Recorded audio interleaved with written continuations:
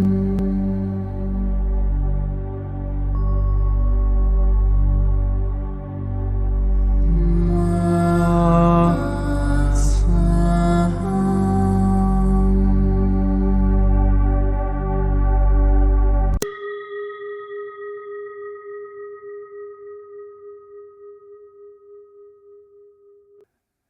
qui suit est la transcription d'un échange entre Mathias de Stefano, désigné ici comme moi, et son soi supérieur désigné comme je suis. Dans cette capsule, la voix masculine incarnera le moi, tandis que la voix féminine représentera le je suis. Cette conversation intitulée « Adaptabilité » a été réalisée le 14 juin 2021. Je me retrouve à nouveau seul, bien que dans des situations tendues. Le vol de mes amis a été annulé et ils ont dû se rendre quand même à l'aéroport pour être réacheminés sur de nouveaux vols d'autres compagnies. Nous vivons une période de grands changements, stressante pour ceux qui ne sont pas habitués à ce que les choses changent, à ce que les plans soient remaniés. J'y suis très habitué, car je suis quelqu'un qui a toujours voyagé et changé de lieu et de circonstances. Je sais cependant que pour certains, c'est un véritable traumatisme et l'incertitude est écrasante. L'incertitude est essentielle pour ceux qui cherchent. Celui qui cherche ne peut pas vivre de certitude. Oui, bien sûr, mais il y a aussi les projets, ce que l'on planifie et ce que l'on espère voir se réaliser. Il est très difficile de se détacher de ses attentes. Cela m'est arrivé moi-même lorsque le parcours Yosoi a commencé. Même si je me suis rapidement adapté à la nouvelle situation due à la pandémie.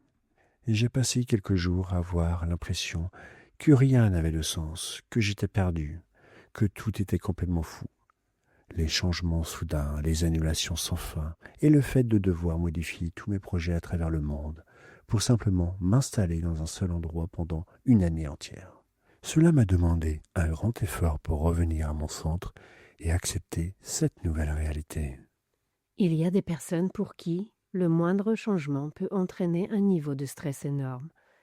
Qu'il s'agisse de personnes qui ont simplement une forte influence de la Vierge dans leur vie, de personnes obsessionnelles compulsives, de traumatismes ou de troubles de la personnalité, ou encore d'une simple tradition familiale d'ordre.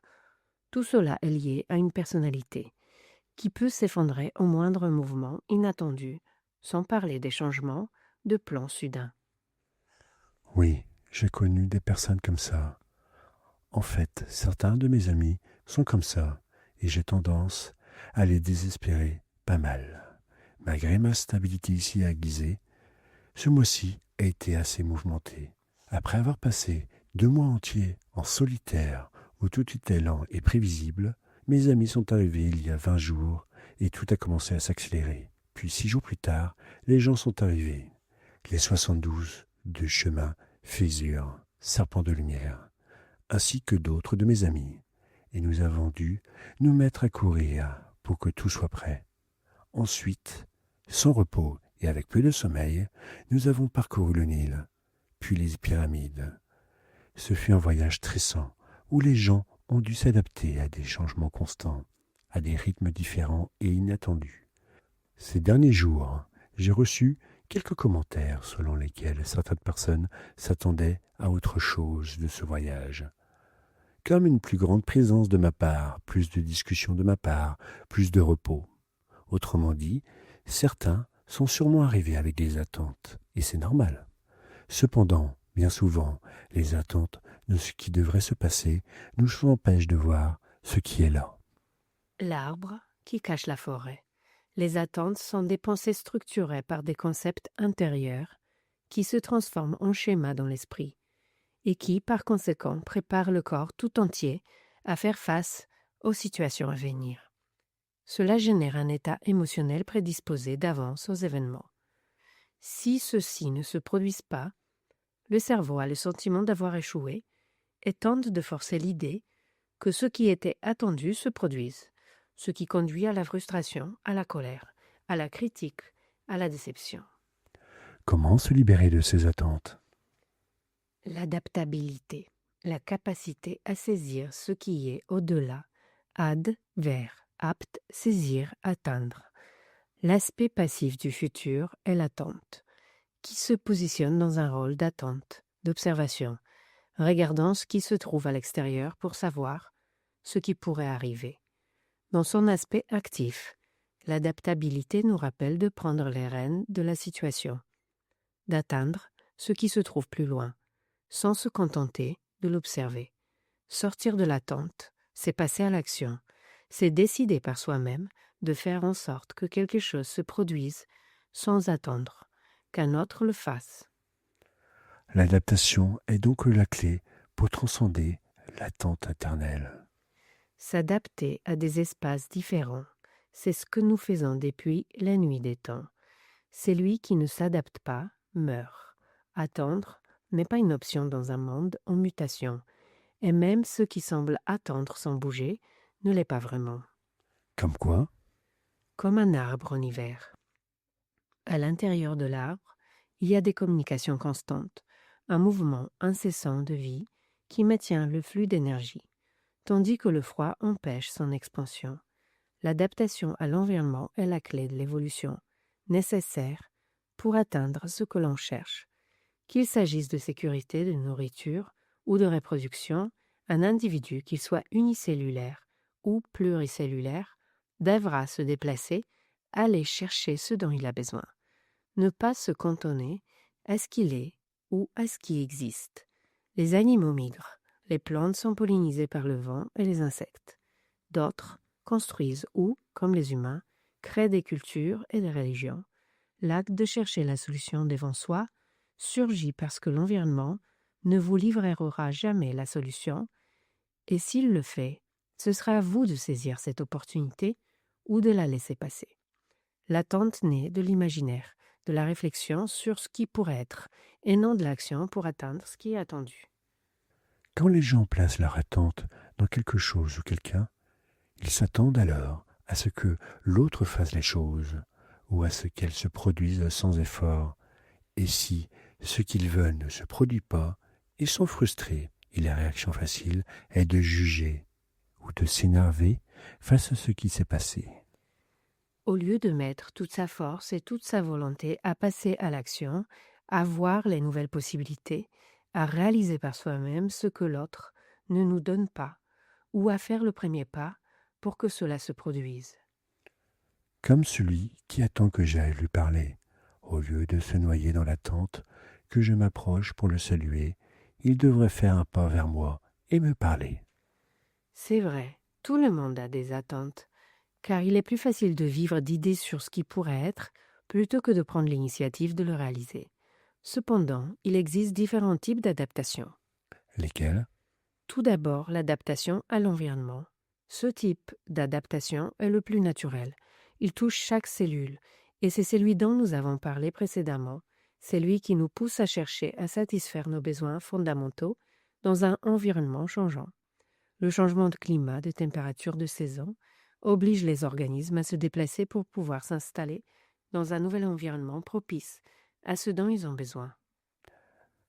Oui, en s'adaptant à la lumière, dans le cas de la photosynthèse, on constate que les plantes ont modifié leur forme pour capter le plus d'énergie solaire possible.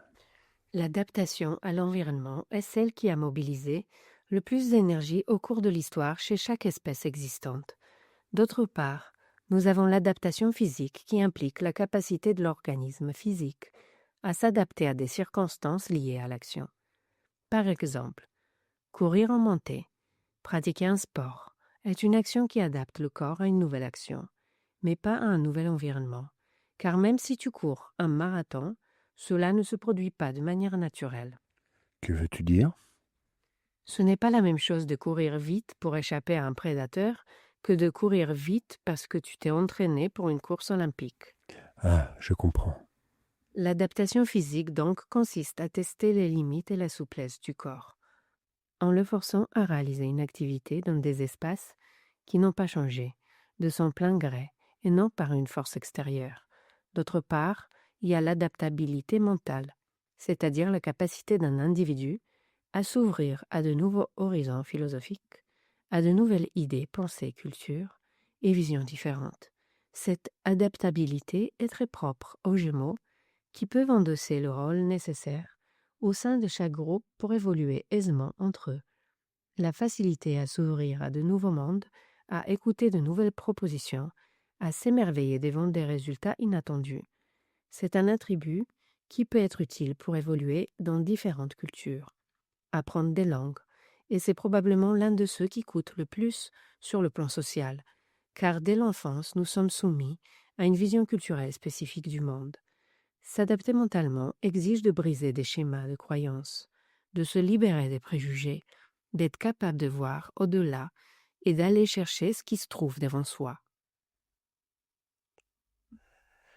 J'ai souvent l'impression que l'adaptabilité mentale est souvent confondue avec l'hypocrisie. Pourquoi?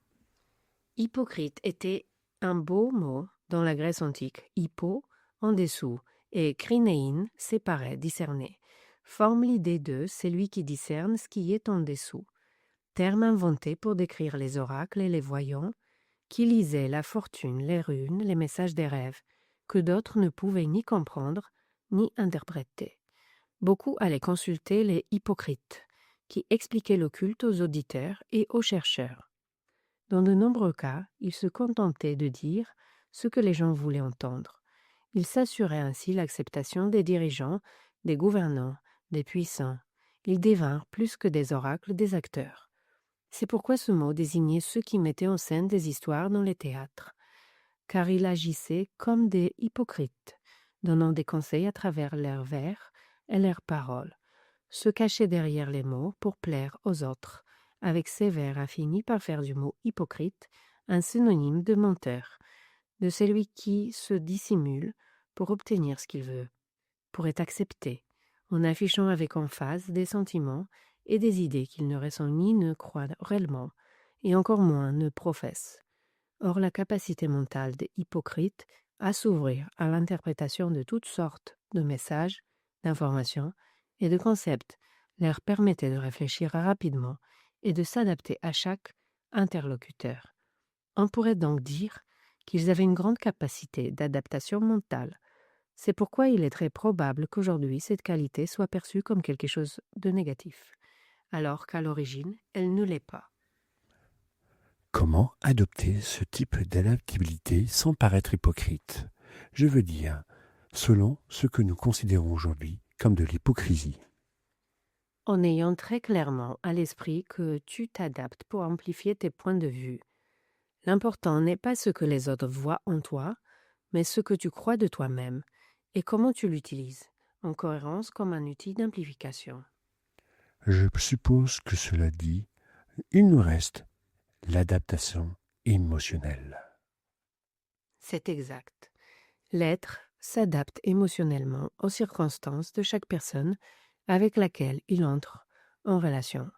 À partir du plexus, l'individu est une extension de ses liens et de ses relations qui fluctuent tout comme des rivières, changeant de cours à travers les montagnes et les vallées.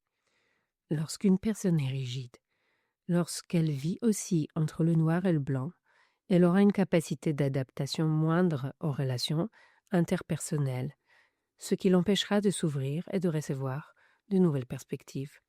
L'émotion est la clé de l'assimilation de l'information, et le manque d'adaptation émotionnelle peut nous conduire à stagner dans le passé, à vivre de rêves et de frustrations à cause de nos attentes.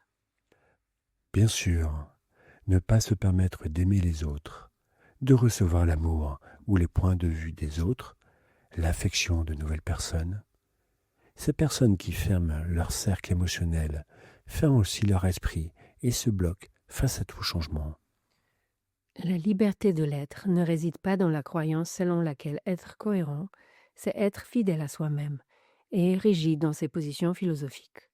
La liberté de l'être réside dans l'adaptabilité constante à l'environnement, avec le corps, dans l'émotion et l'esprit. S'ouvrir au monde, fermer les yeux pour voir au-delà, faire le premier pas sans rien attendre en retour. Être un véritable hypocrite, m'adapter à toutes les visions pour m'épanouir sans me fermer au monde. La clé de l'adaptation est de se rappeler que l'axe n'est pas fixe, qu'il n'y a pas un seul point de vue, qu'il est nécessaire et pertinent de changer sa façon de voir les choses et qu'il n'y a rien de mal à fluctuer entre les idéologies et les émotions. La culture vous a fait croire que changer est presque une trahison, qu'agir différemment de ce qui est attendu est interprété comme un reniement de ce que l'on est. Et la vérité, c'est que la vie est une pièce de théâtre et qu'il faut y jouer pour devenir un créateur, Dieu, la déesse et tout, sans jugement sur ce qu'ils sont. L'intégrité ne repose pas sur le fait d'être un, séparé des autres, pour échapper à l'hypocrisie. L'intégrité consiste à tout intégrer en un, afin de pouvoir être tout. C'est pourquoi je dois m'adapter à toute chose. Si tu cherches à transcender le temps et l'espace et à trouver l'éternité, tu devras cesser d'être celui que tu crois être et être tout. Discerner ce qui se cache en dessous, reconnaître le cachet qui se révèle dans les visions d'autrui et celles que l'on partage. Je m'adapte. Et c'est cette énergie que tu dois éveiller en toi.